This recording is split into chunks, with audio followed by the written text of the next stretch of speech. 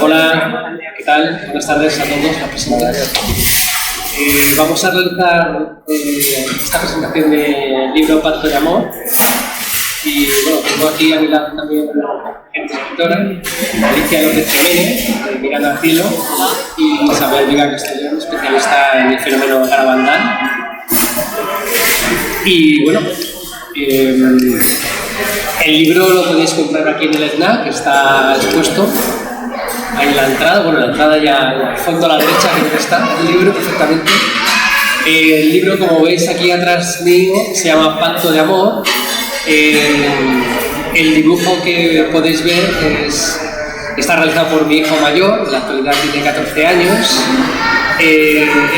Aunque no parezca, es un dibujo de un ovni, de un platillo volante, el cual tuvo también la fortuna de tener avistamientos conmigo, ya que el libro trata sobre avistamientos reales sobre ovnis en este caso.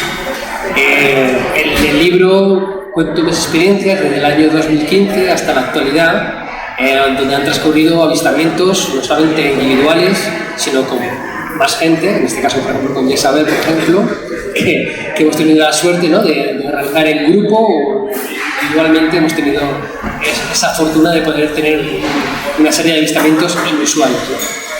Yo en el libro pues cuento todo este tipo de vivencias, con las experiencias propias vividas, con lo que me han querido transmitir,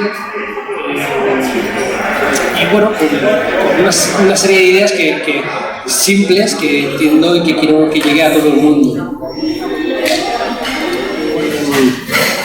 El avistamiento que tuve más fuerte fue en el año 2017, yo empecé en el 2015, en Monte Perdido, en una convención, allí haciendo una meditación, pues tuve una serie de experiencias que las detallo, ¿no?, inusuales para mí, porque yo no estaba dentro de este mundo, hasta el día de hoy, ¿no?, que para mí la meditación es una práctica que puede organizar y ayudar a organizar la mente de las personas. Y en el 2017, aquí, en este caso en Valencia, en la huerta de Vinalesa, entre Naranjos, yo me disponía a andar, aparecía en el Encuentros en la tercera fase.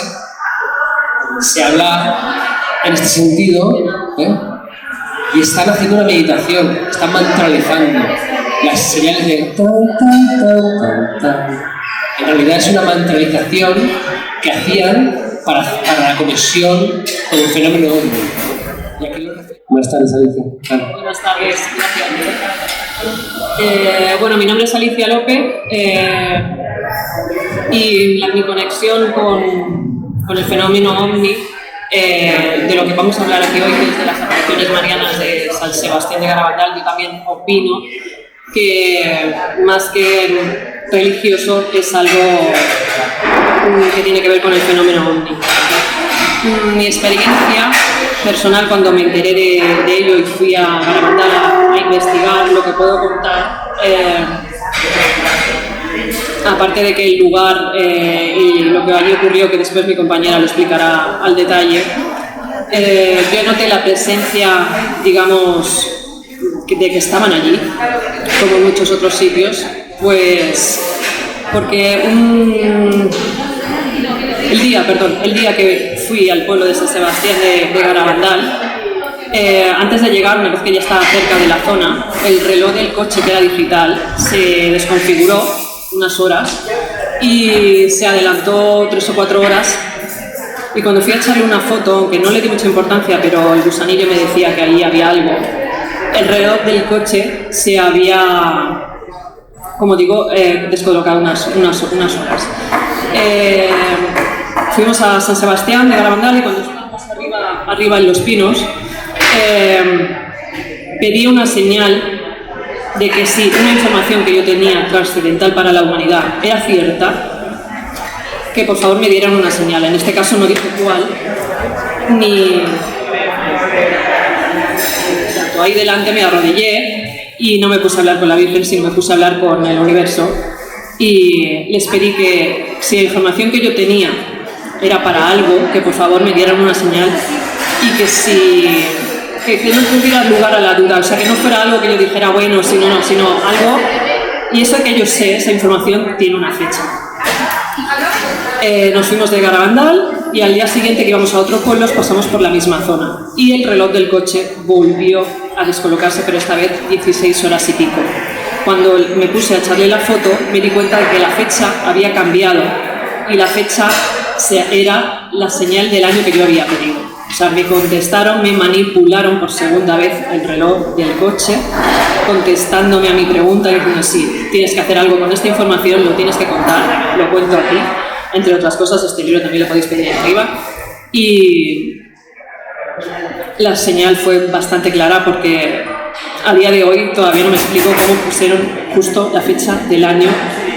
Y no me extiendo más porque es difícil de dar todos los datos, pero para que entendáis el por qué creo que están allí y la conexión que hay OVNI con los fenómenos marianos, para nuestra Isabel, que os va a contar lo que es la historia de Garabandal. Gracias. ¿Tenéis un ratito para estar aquí para escuchar lo que quiero decir? Sí. Muchas gracias. Mi nombre es Jezabel Vega y yo soy de Santander, soy natural de Santander, aunque estoy viviendo aquí ahora en esta ocasión. Me encanta que mi amigo David diga que soy experta en las apariciones de San Sebastián de Garabandal. Yo no es que sea experta, hay personas más expertas que yo porque las han vivido personalmente y porque han investigado más años que yo y conocen más personas que han vivido las apariciones. No las apariciones, pero sí las experiencias que ahí se vivieron. Yo he investigado, y voy a empezar desde ahí, profundamente, desde el año 2015, aunque anteriormente tengo contacto con ello. Voy a empezar desde ahí. ¿Queréis escucharlo? Claro. Como he dicho, soy de Santander, entonces desde muy pequeña sí que subí a esta aldea con mi padre, mis padres y un amigo que él tenía que eran muy garabandalistas, que se llama, y muy, dijéramos, religiosos, personas religiosas de respeto. Entonces es así como empecé a conocer lo de las apariciones marianas de San Sebastián de Garabandal. Posteriormente, por mi eterna búsqueda, como yo siempre me autodenomino, soy una eterna buscadora de la verdad, no me puedo denominar, como dice mucha gente, yo soy informático, yo soy opticometrista o yo soy joyera, porque he trabajado en este tipo de cosas. No me identifico con nada de eso, sino que me identifico con ser una persona que soy una auténtica buscadora de la verdad. ¿Y por qué lo digo? Porque desde que tengo 8 años sí me ha interesado muchísimo el tipo de lecturas de la ufología. Mi primer libro de los leí con 8 años y a partir de entonces empecé con la búsqueda del poder de la mente. Como yo ya había iniciado en junio del año anterior la investigación exhaustiva de San Sebastián de Garabandal, había una ponencia de un periodista cántabro que yo no le conocía, que se llama Fran Renedo, sobre Garabandal. Iba también Mariano Fernández Urresti, no sé si le conoceréis, es historiador, escritor e investigador, cántabro, muy bueno. Y luego también estaba Miguel Ángel Ruiz, que también es colaborador de Cuarto Milenio, y también, bueno, ahora me acordaré, del programa de Cuarta Dimensión de Torre la Vega, que también es colaborador de Cuarto Milenio, otro periodista, investigador del fenómeno OVNI y demás. Bueno, yo quería ir para ver a Fran Renedo, a ver qué contaba de Garabandal, a ver qué más contaba yo, que yo estaba adentrándome tanto ya en este asunto. Y estuve allí, me senté y le di ¡pac! A la grabadora del móvil. Digo, seguramente que me dejan grabar, pero yo voy a abrir el bolso, grabo. Y cuál es mi sorpresa, os voy a contar que es buenísimo esto. Que empieza a contar cómo es la historia de Garabandal, muchos datos que yo ya conozco, conocemos los que lo hemos leído y hemos investigado. Y cuenta lo siguiente: en cierto momento de su vida estuvo haciendo un documental sobre Garabandal y en ese documental se acercaron a un cura, hubo varios curas que estuvieron muy cerca de las niñas en aquel entonces, y entre ellos Valentín de Marichalar, por supuesto, y uno que ha escrito un libro muy bueno que os lo recomiendo, que se llama Memorias de un cura de aldea, y otro que se llama Se fue con prisas a la montaña. Pues os voy a leer lo que pasó con Fran Renedo en ese momento con este cura. Voy a buscarlo porque va a propósito de lo que os acabo de comentar de Juan José Benítez con la vinculación al fenómeno ovni de las apariciones marianas. Y es lo siguiente. Este señor, don Francisco Ramón García de la Riva, pues, cura, fue testigo de muchísimos éxtasis y al cual las niñas, cuando recibían mensajes de la señora, se lo decían a él y luego él se lo decía al pueblo, porque ellas directamente no les decían a la gente me ha dicho esto, me ha dicho lo otro, me ha dicho lo demás allá. Muchas veces pasaba por el cura y luego el cura, a su criterio, le decía al pueblo realmente lo que quería escuchar, ya sabéis. No nos olvidemos del contexto religioso, 1961, no veían televisión. Entonces pasó lo siguiente. En uno de los momentos que estuvieron en este documental, Fran le dijo al cura: a ver, José María, ahora que están los micrófonos apagados, tengo la grabación, lo he repasado, ahora que están los micrófonos, dígame la verdad, ¿qué es lo que le decían las niñas cuando después de los éxtasis le había dicho a la Virgen? Y ahora esto sí que os lo voy a leer, es la segunda vez que lo hago, lo tenía bien guardadito. Yo creo que tú lo conoces. Minuto 36-24 de la grabación. Fran, lo curioso es que estábamos grabando un documental. Cuando se apagan los micros, se apagan las cámaras, yo me quedo con el señor cura, don José Ramón, y le digo, bueno, don José Ramón, no José María, lo he dicho antes, que José María es otro, ahora os cuento quién. Está muy bien lo que nos explica usted a nivel religioso y tal, pero seguramente que las niñas no le explicaban técnicamente, religiosamente, esas cosas que dice que son preciosas. Pero las niñas no tenían esos conocimientos para decir lo que usted me está diciendo. El hombre, la verdad, que se sorprendió, parecía que se quedaba entre la espada y la pared. Esto es lo que dice Fran al respecto. Y dice el cura, ¿qué le dijo? José Ramón, bueno, no me decían esto y tal. Fran, cuéntemelo a mí, está apagado todo. ¿Qué le decían en serio? El hombre ya, habrá fallecido, dice, porque tenía 80 y tantos, creo que sí, que ya ha fallecido. Yo no le he llegado a conocer, Y el cura, es que no se puede hacer caso a unas crías, hombre, me dice. Fran, bueno, y usted si hace caso, ¿por qué me lo está contando? Y el cura, pero es que claro, las niñas también fantaseaban, es que ellas ya tenían unos estudios un poquito más, que habían ido un poquito más a la escuela y tal, me decían que lo que veían era un asteroide. Fran, hombre, don José Ramón, pero un asteroide, ¿usted sabe lo que es?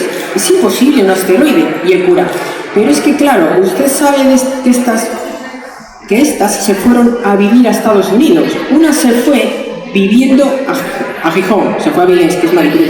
Por cierto, una de ellas murió, ¿cierto? En 2009 falleció Mariloli de una enfermedad bastante larga. Claro, se fueron ya empezando a conocer películas de ciencia ficción y tal. No olvidemos que no tenía televisión en el 61 allí. Y un día una de ellas me telefonean y me dice, ¿fue Conchita o Jacinta? Porque dice, me telefonea una de ellas. Yo sé que una de las dos, porque una se fue a California y Conchita sigue en Nueva York. Tengo datos de eso a día de hoy todavía. José Ramón, don José Ramón, ¿sabe lo que veíamos nosotras en aquel entonces?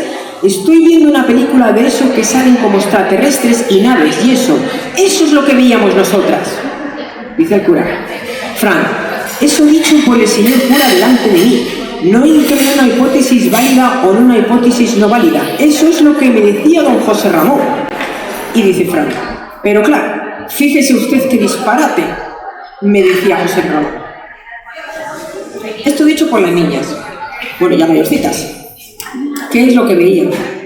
¿Sabéis lo que veían? Es un ovni, porque en ocasiones ellas decían, esa luz, decía la Virgen, que vosotras veis, en eso he venido yo. Y ese mismo dato, así tal cual, se dice también en otras apariciones marianas, no solamente en las de San Sebastián de Garabandal, describen lo mismo. De hecho, en una de Precisamente la primera vez que subí, el 16 de julio del 2015, conocí a ya una mujer jesuita que ha fallecido ya, que ella sí que me dio el dato para conocer a la tía de Conchita. La tía de Conchita, cuando yo la he conocido, el 16 de julio del 2015, tenía 83 años, perfectamente lúcida. Esta Conchita González. Pero esta es un poquito más anterior, ahora tiene el pelo más cano, tengo una foto actual también. Conocí a la tía de Conchita González. Sigue viviendo en Garabandal. He estado en su casa y he estado varias veces en su casa. Ahora aparecerá por ahí la fotografía con un crucifijo, que ahora lo cuento.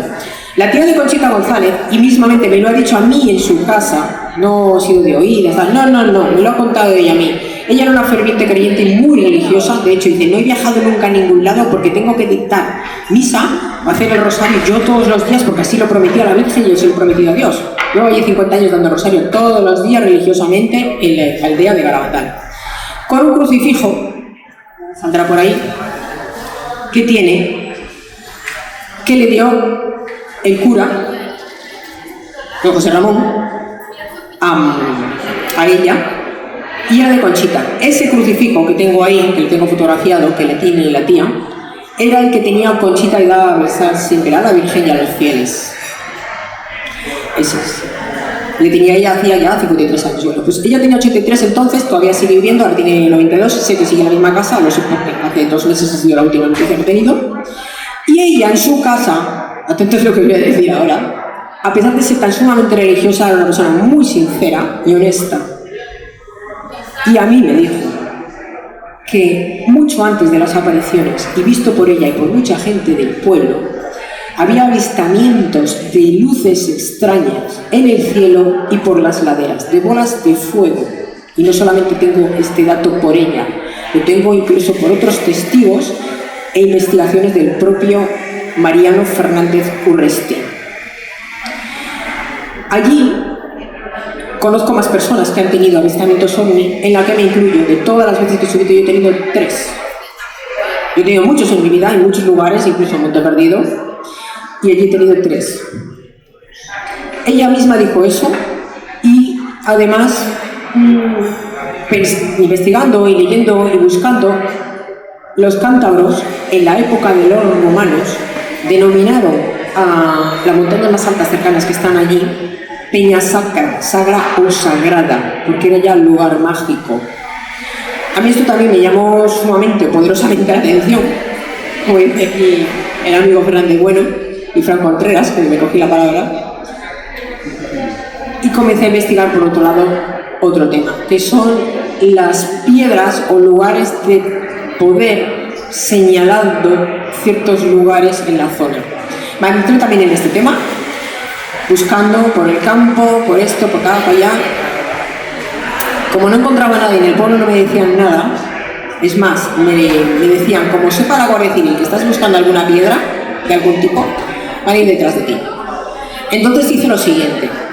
Fui a la calle Vargas, en Santander, a hablar en la primera planta con un arqueólogo para preguntarle en la zona de San Sebastián de Garabandal si había alguna piedra, algún dolmen, algún tipo de menhir o algo allí. Y me dijo, personas como tú, de cuarto milenio, han venido buscando lo mismo. Veo que tienes buena voluntad, me dijo, se llama Eduardo Palacio, este arqueólogo. No te puedo dar ese dato porque está terminantemente prohibido fotografiarlo, documentarlo, sacarlo a la luz.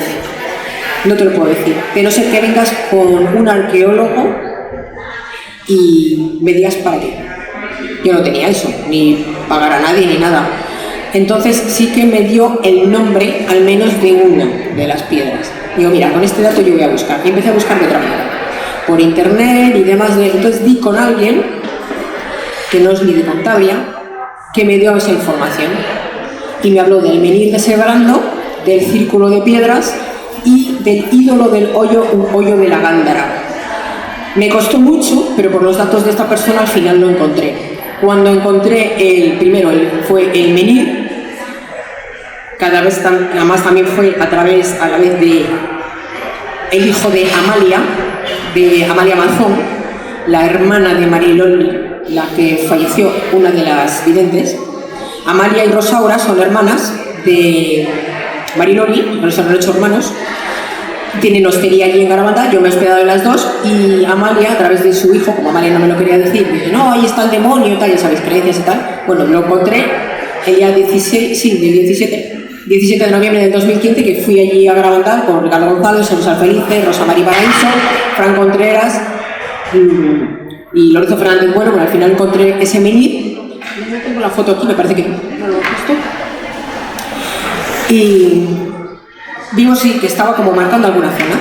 Esa, el círculo de piedras, y más tarde, posteriormente, no ya con ellos, encontró el ídolo del hoyo, Huyo de la Mandra. Yo lo encontré, año y medio después lo encontraron los de Cuarto Milenio, que lo sacaron en el reportaje, pero yo lo encontré antes. Y en esa piedra está en un lugar muy concreto, muy escondido detrás de la montaña, no es de fácil acceso, la verdad. Tiene como una especie de grabado que parece una puerta. Y está ligeramente inclinado y enfocando a Peña Sagra. Yo creo, y por lo que leí, que hay muy poco en internet, no hay prácticamente nada, está como señalando algún punto concreto, algún punto, algún lugar energético antepasado importante. Quizá alguna puerta, como he tenido conocimiento después, a través de otras fuentes, de una puerta energética que conecta con otra realidad. Y me voy a atrever a decirlo. Y ese es el punto que está marcado de ese lugar. Entonces yo relaciono todas esas apariciones, esos éxtasis y todo lo sucedido en Garabandal con estas niñas con algo mágico mucho más ancestral. ¿Por qué se manifestaba a ellas de esa manera? Porque decían que era la Virgen, pues quizá porque para que reciban el mensaje, sea la Virgen o no, pero además, como he dicho más de una ocasión, ¿qué más da que sea la Virgen, la Madre de Jesús?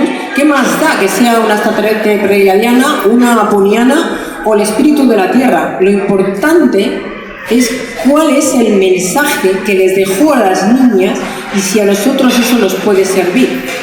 Y eso es lo que quiero leer hoy. Al margen de todo lo demás, lo más importante es el mensaje, que es lo que quería ella, esta entidad, que se transmitiera y que llegara a todos los seres humanos. Como esto no es mío, obviamente lo voy a leer tal cual. Voy a decir primero que ese primer mensaje son 2, es muy sencillo, tiene 4 partes, sin embargo son 2, solamente 2 de esos 4 años de éxtasis, ¿no? Uno de ellos se recibió el 4 de julio, o sea, a los 2 días de haberla visto a la Virgen por primera vez, el 4 de julio del 1961, sin embargo no se leyó porque ella lo pidió, se lo dijo a Conchita, hasta el 18 de octubre de 1961. Y el segundo mensaje se recibió 6 meses, el 18, bueno, sí, se leyó el 18 de junio de 1965, pero sin embargo se lo dio 6 meses antes, solamente 2. El primero se leyó en Los Pinos. Si lo pueden investigar, se llevó a la gente muchísima decepción por el contenido del mensaje. Decían que era algo muy sencillo, se esperaban algo muchísimo más.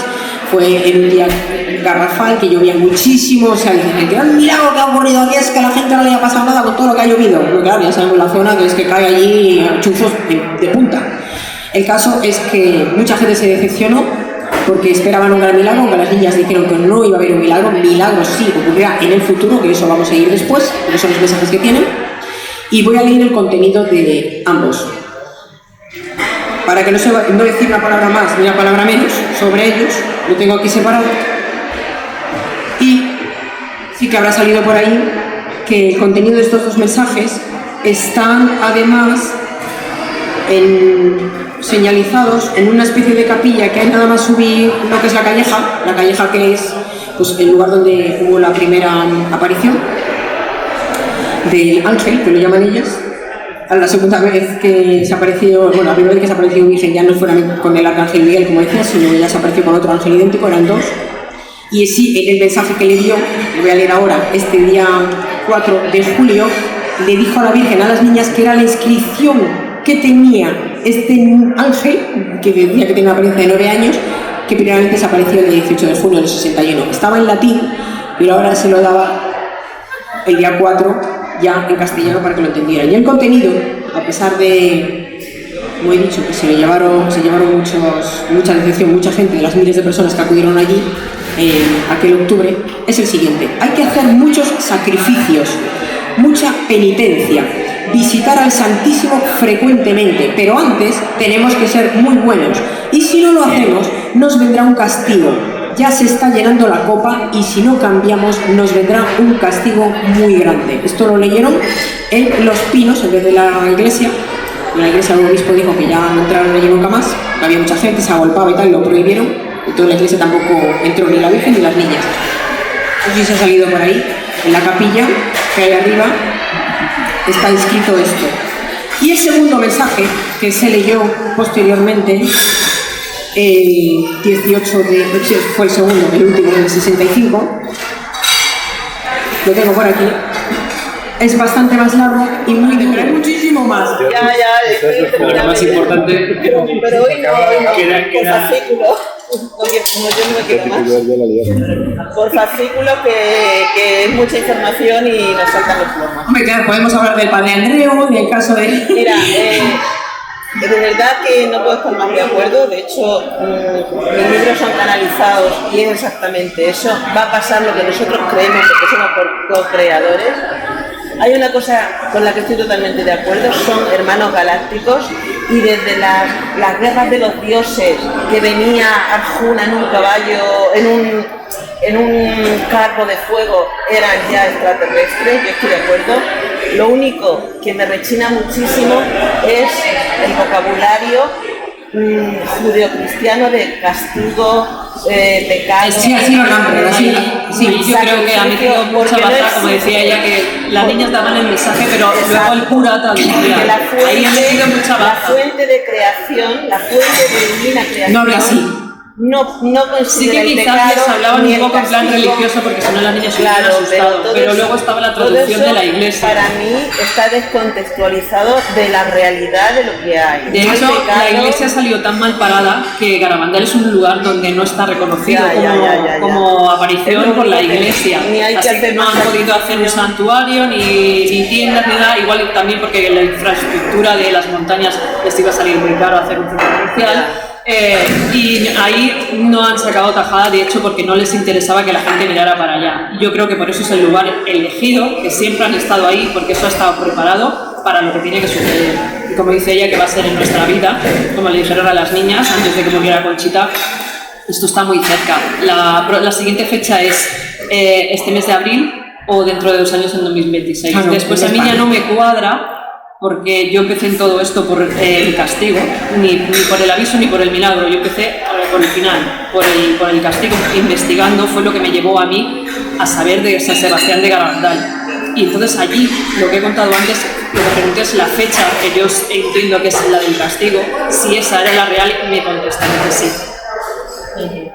Y es eso, lo que tú dices que te rechina, me rechina a mí también. Claro. Siempre cuando lo investigué me rechinaba, pero yo creo que es que ahí han intentado la iglesia taparlo, desviarlo de eso porque no les interesa, porque la iglesia va a salir muy mal para esto. Bueno, la iglesia, Y aparte que le quedan los días contados. tal y como está estructurada en este momento, ni mal parada ni mal ni bien No, va a parada. desaparecer. Tiene los días contados. Sí. Pero además, A partir del aviso ya la iglesia se acabó, porque Además, en el aviso es una introspección donde todos vamos a ver el mal y el bien y ya no nos van a engañar. Ya vamos a saber quién es Dios y para qué. Entonces ya la iglesia no va a tener nada que hacer. Lo que estoy viendo es que llevan los sabios, los maestros, los mensajeros, llevan 3.000 años preparándonos para este momento. Sí, claro. 3.000 años preparando para este momento de elevación, de vibración del planeta. Y yo cuando empecé a escribir, que a mí me parecía todo, bueno, sobre todo cuando empecé a escribir este segundo libro, que es todo canalizado, y me parecía todo, me removía mucho por dentro, porque yo no quiero que las cosas sean de una forma agresiva o no quería... Y ahora veo, con el tiempo he visto que lo que yo he escrito, que para mí ha sido muy impactante, lleva 2.000 años diciéndose, y que los extraterrestres son hermanos galácticos. Dices tú, son buenos, son malos, como nosotros. Somos buenos, sí, y malos también. Yo creo que muchos de nosotros también somos parte de ellos. O y sea, que hicimos un pacto de amor con su libro para venir aquí. Nosotros venimos a experimentar y vosotros nos cuidáis. Y todo esto son avisos para irnos encauzando a dejar, digamos, la demostración final para lo que hemos venido, que aunque no lo entendamos ahora o no sepamos bien cómo es, más o menos yo me hago una idea. Yo llego a la conclusión de que no hay nada nuevo bajo el sol, que llevan 3000 años diciéndonos la misma cosa. Eres creador, eres co-creador. Tiene que haber un final y yo creo que y en cuanto final del cuento yo creo que ya. Un final, hay un final de una era y un principio de otra, como se ha dado en muchos momentos de la historia. Hay una elevación en la conciencia del planeta, como se ha dado en otros momentos. Claro, pues estamos en ese momento, y estamos en el momento de saber que somos el poder del yo soy, el poder de lo que yo soy, porque hasta hoy hemos estado siempre dependientes de lo que nos han querido enseñar, lo que nos han querido decir, la salud, lo que nos han querido inculcar, y ahora estamos en el momento de coger las riendas de nuestro poder. Yo considero que la causalidad de que estemos aquí a estas personas y contigo una cuarta persona, ¿no? Contando en este caso con los libros, ¿no? En este caso pues Isabel con su libro que se está ahí ya trabajando, ¿no? Alicia, yo, en este caso tú también, estamos aquí, estamos hablando de esto, petit comité, pero bueno, que el mensaje llegará. No está grabado. Está grabado, llegará. Entonces, poco a poco pues se va dando las conciencias de que Alicia, conocerla, estar aquí conmigo y con Isabel, los tres juntos aquí. Yo con esto estoy contento y feliz. Y bueno, gracias a los presentes también y a Elena, por supuesto, por este hecho. Y Isabel que quiere decir algo. Sí, quería decir una cosa. Mar, primeramente he dicho, porque yo tampoco estoy de acuerdo con esas palabritas, que la información que las niñas reciben de esas imágenes, de esas entidades, para mí extrahumanas, estaba tergiversada porque ellas no decían nada directamente al pueblo, no les dejaban. Estaban estos tres curas por delante. Y eran ellos, como he dicho en esa grabación que me hice con Fran Renedo, eran ellos los que al final hablaban al pueblo. Decían lo que querían decir, lo que la gente quería escuchar. ¿Con quién habría que hablar directamente para saber cuál es la verdad de lo que se acuerden? Con ellas. Yo estuve con Jacinta, me han salido una foto, nos ha soltado prenda. Amalia ya he dicho lo que decía, muy poco y al revés, encima de pueblo. Conchita González con lo que me falta de hablar, que tengo su contacto. Y Maricruz no habla tampoco, es muy callada, sí que va por el pueblo, pero no. Sí que le concedí una entrevista a un par de chicos hace 2 años, pero dijo muy poco y casi ni se acordaba. Hay que hablar con ellas. Y ellas son las que directamente, si quieren ya a estas alturas de su vida, de edad, pues mira, lo voy a decir ya. Porque he dicho antes lo mal que las trataban, lo que las hacían y las amenazas de la comisión. Fue terrible lo que pasaba. Hay que entender la situación de esta pobre gente. Yo vi la entrevista de Conchita y de hecho llega un momento que desmiente lo que ha visto y luego vuelve a reconocerlo, pero es que la presión a la que estaría sometida esa niña... Claro. Fíjate lo que decían, vamos a meter tus padres a la cárcel y a ti a manicomio. Las cortaron las trenzas. Cuando bajó a Santander, una de las veces que le bajaron la comisión, tenía el pelo largo, tenían las trenzas, se las cortaron porque decían que dominaba a las niñas y las convencía y tal con esas trenzas. No te preocupas. Pues las pobres niñas pasaron de todo. Vivieron eso, los fenómenos son reales. ¿Cuál es la naturaleza? No lo sabemos, porque hasta el propio David Toribio, que lo presenció, dice sí o sí esto pasó y firmaba por ello. Hasta alguna ocasión él dudaba de cuál fuese la naturaleza, a pesar de haberlo vivido. Yo no sé, porque yo no veo quién es la Virgen, pero yo sé que han pasado estas cosas. Las niñas vuelan y esto y lo otro y todo lo que se vio. Todo. Eso fue real y eso no lo podemos negar. Ha habido muchos casos, muchos testimonios. Me queda muchísimo por contar, es una locura, ¿eh? Estamos a un café, pero ya en petit comité, sin cámaras. Bueno, luego tú pon aquí lo que quieras.